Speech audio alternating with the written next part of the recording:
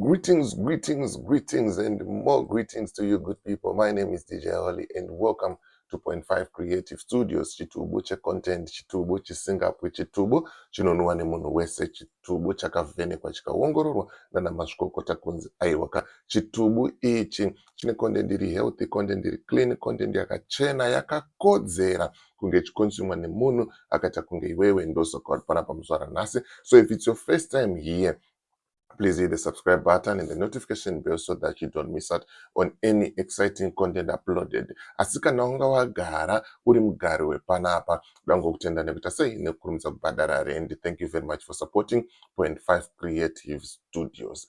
Right, zvamanje manje nyaya yandiri kufambira inyaya yamukoma Themba Gorimbo. Aiwa, Themba Gorimbo akadya mustard zvamanje manje, vazongobuda pachena vakati inini handisupport Zanu PF.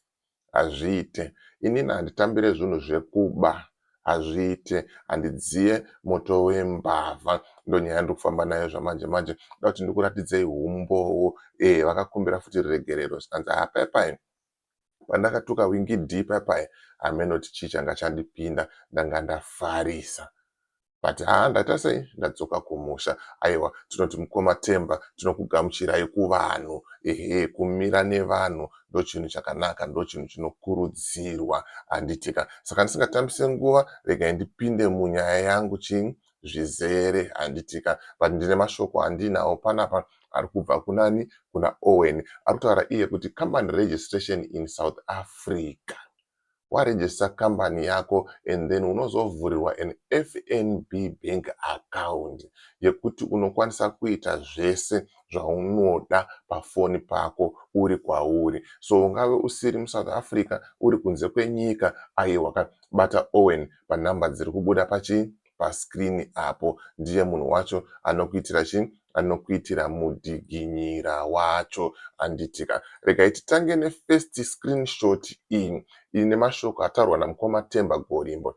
Zvikanzi, it pains me when I go on cruise ships and see Zimbabweans ane degrees doing jobs that they are not even qualified for. They are overqualified. Very overqualified, but vanenge vachiita mabasa asiriwo. Zvikanzi, imagine munhu ane master's degree working as a bartender. Munhu ane master's degree working as a bartender away from their families for 7 to 8 months because some other nationals came into Zimbabwe and decide to only employ their people and take a very few Zimbabweans who they ill-treat too. MaChina akauya muZimbabwe, vanoshanda nevanhu vavo, nevaZimbabweans mashoma shoma avanobata zvakaipa, avanombunyikidza futi. I'm not a politician, never will, but will say the truth. I speak the truth. That's the truth, my brother. The Bible says, know the truth and the truth will set you free. Exactly. Right. Famba nacho Themba. Zvikanzi nafarai. But you support Zanu PF. But you support Zanu PF. Vavauya mukoma Themba nemavara mahombe.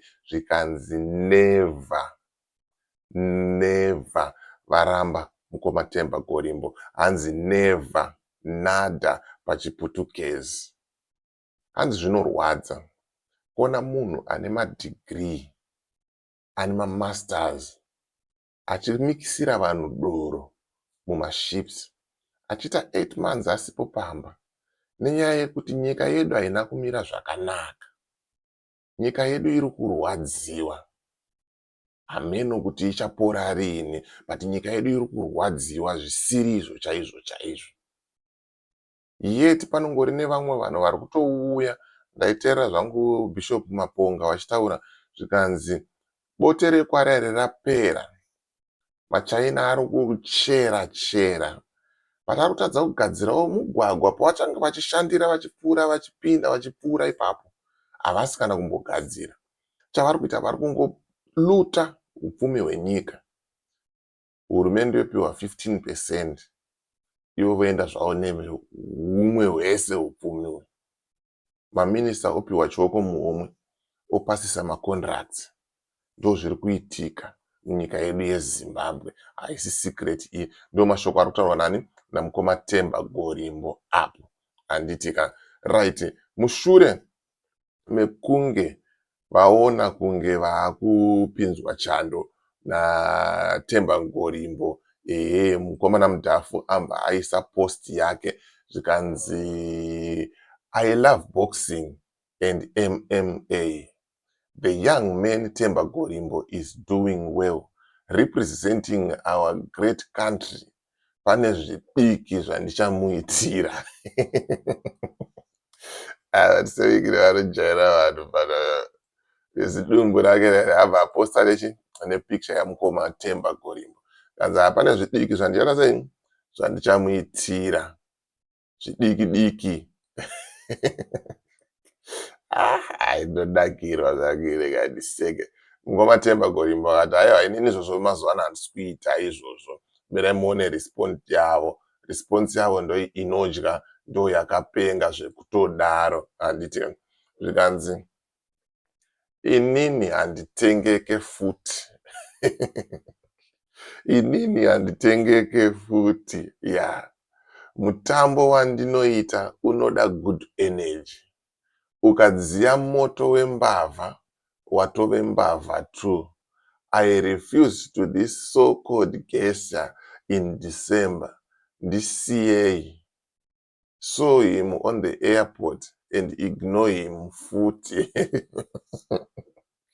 Anenge achizvitaropisa ari kudziya mukomana chivhayo. Asi ndakatomuona paairport ndikamuignore futi. Mukoma Themba Gorimbo vakadya mustard. Vari kudya wawa mukoma Themba Gorimbo. And havasi kutomboita sei? Havasi kutomboita izvozvo. Vari kuzviramba. Ndo zvirifo izvo. Zvikanzi handisapote Zanu PF. Handitengeke futi. Ukadziya moto wembavha, watovewo mbavha futi. Ukadziya moto wembavha, watove chini?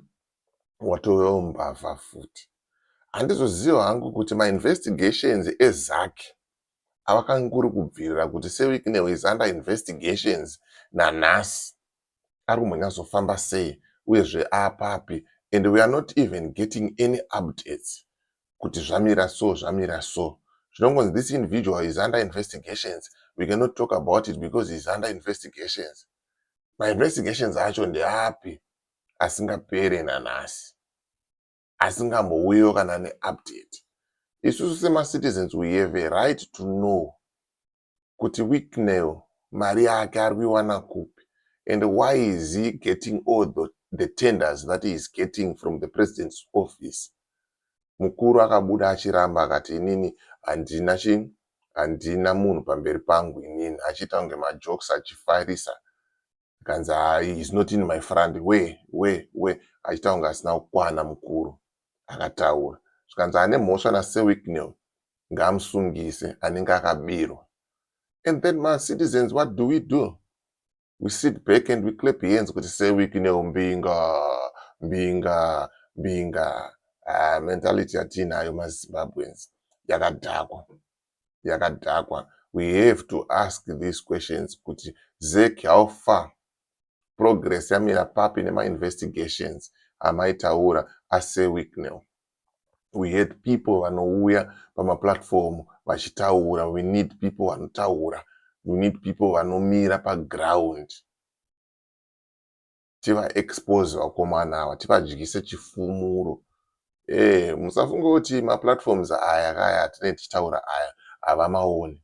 Vanotozviona ende vanotoswera vari panapa vachitoona kuti saka abudise chii pano, ari kuti chii pano, uyu pano apa, chakazoti. Vanotoona. So it's your right as Zimbabweans to demand kuti Gwanda project yaofa zvakazofamba sei, ko kamukuku kakaiswa kaya pane development iri kuitwa here, ko sei vari kuramba vachingomupa matenda iye mukobvu yeyu. It's our right. so ndonyanga ndifamba nayo zvamanje manje. As for me, DJ Holly and the rest of the crew behind the scenes, tikuti it's bye for now. Ngasangane mchini mu video rinotera.